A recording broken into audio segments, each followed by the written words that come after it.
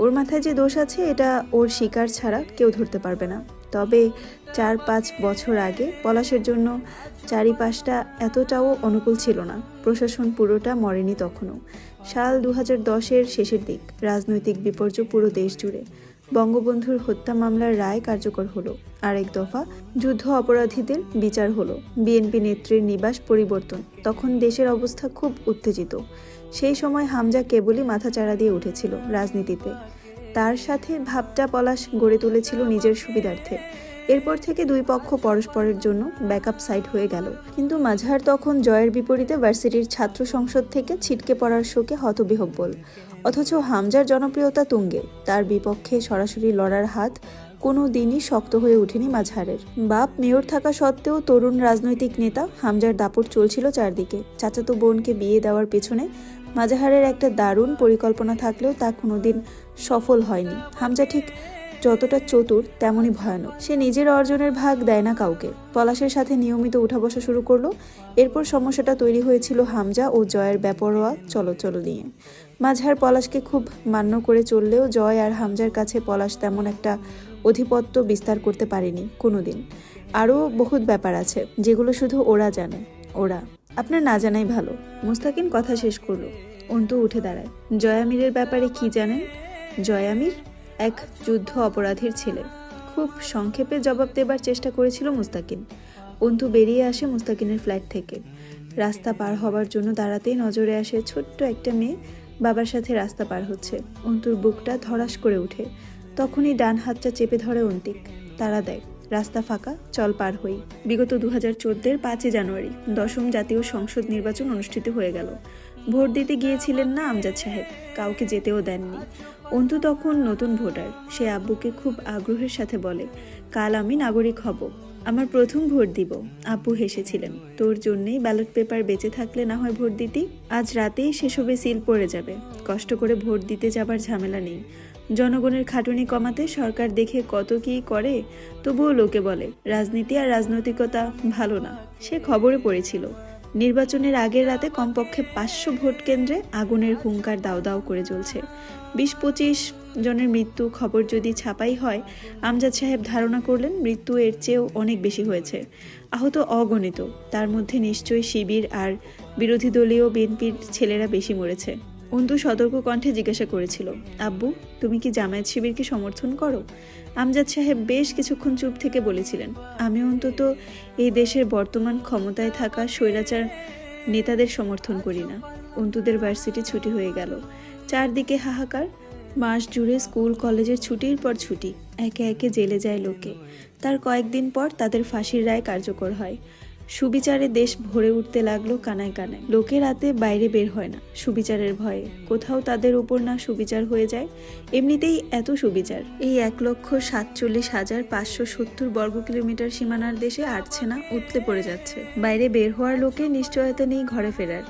বিনা নোটিশে কারাদণ্ড হয়ে যায় আজকাল মানুষের। এভাবে পেরিয়ে যায় প্রায় 6 মাসের মতো। জুলাই মাসে সবকিছু সামান্য স্বাভাবিক হওয়ার পরেই সবকিছু চলতে শুরু করলো। কতদিন এভাবে চলা যায়? উত্তাল ঢাকা শান্ত যেন। নির্বাচন থামানো যায়নি। ঠিক ক্ষমতায় বসে পড়েছে ভক্ষকগণ। এই শোক এবং হতাশায় আর বিরোধী বিপ্লবীরা একে একে জেলে যাওয়ার হতাশায় নিমজ্জিত তারা। আইনস্টাইন বলেছিলেন, পৃথিবীর প্রায় সকল তুলনাকে আপেক্ষিকতা দিয়ে ব্যাখ্যা করা যায়। আপেক্ষিকভাবে বিরোধী দলগুলো নির্বাচনের পর ঠিক যতটা হতাশা নিয়ে দমে গেল, হামজা জয়ের মতো ছাত্রলীগের তরুণেরা উপর মহলের প্রশ্রয় তত বেশি হুঙ্কার দিয়ে নিজেদের জাহির করার সুযোগ হাতিয়ে নিল। অন্তু জয়কে কবুল করেছিল 26 নভেম্বর 2014। 16 দিন পর আজ 12 ডিসেম্বর 2014, রোজ শুক্রবার। অন্তু বিয়ের সাজে বসে এসব ভাবে, অবাক হয় জীবন তাকে কোথায় এনে দাঁড় করিয়েছে। সে ধীরে ধীরে সাধারণ একটা স্বপ্ন দেখা মেয়ে থেকে কেমন আন্তর্জাতিক ও রাষ্ট্রীয় বৈষম্যের দিকে ঝুঁকে পড়েছে। কিসের সংগ্রামের আগুন বুকে ধিক ধিক করে জ্বলছে। পরিস্থিতি তার ভেতরে যে আগুন জ্বালিয়েছে তা তাকে আর কতদূর নিয়ে যাবে। অন্তু মাঝে মধ্যেই বিরক্ত হয় নিজের উপর। সে আজ এমন প্রতিবাদ করতে না গেলে, সহ্য করা শিখলে জীবনটা এর চেয়ে অন্তত ভালো হতো। তখনই আব্বুর সেসব শিক্ষা এসে সামনে দাঁড়ায়। অন্তু পরিমাণের চিন্তা যদি তোকে প্রতিবাদ করা থেকে পিছপা করে তোলে, সহ্য করতে শেখার পরামর্শ দেয়। সেই চিন্তাধারায় অল্প একটু কেরোসিন ঢেলে ছোট্ট একটা দিসলাই জ্বালিয়ে দেয়। আর যদি সবাই এটা করতে পারত, দেশের কখনোই স্বৈরাচার সোচ্চার হয়ে ওঠার সুযোগ পেত না। পৃথিবীতে ক্ষমতা এবং দুর্বলতার আলো এবং অন্ধকারের মতো অন্ধকার না থাকলেও আলো কখনো দৃশ্যমান হতো না। এখানে আপেক্ষিকতার সূত্র খাটে। দুর্বলতার আপেক্ষিকতায় ক্ষমতা জাহির হয়। তুই যতক্ষণ দুর্বল, তার তুলনায় বরং তোর সম্মুখে কেউ শক্তিশালী। যখন তুইও শক্তিশালী, তখন তোরা দুজন বরাবর, কাটাকাটি হয়ে যাবে শক্তির, আর কারোটাই তখন শক্তি থাকবে না।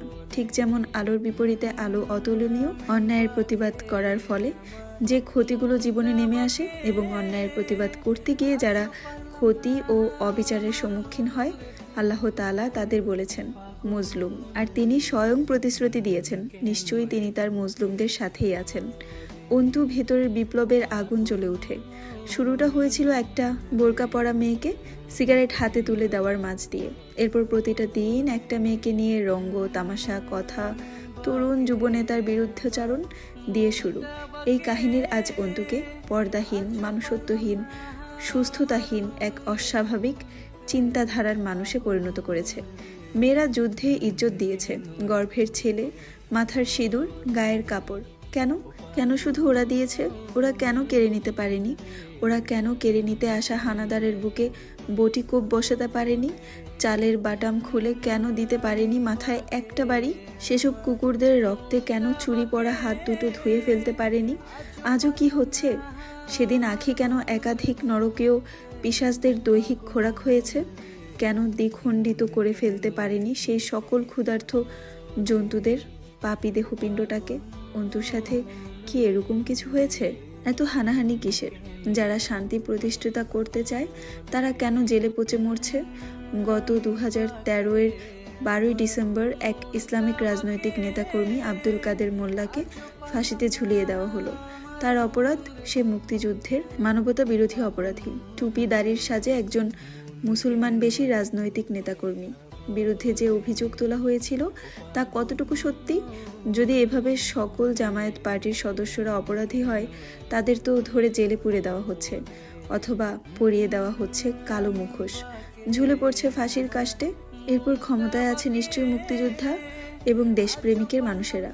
তাহলে এই রাহাজানি সহিংসতাগুলো কাদের কাজ?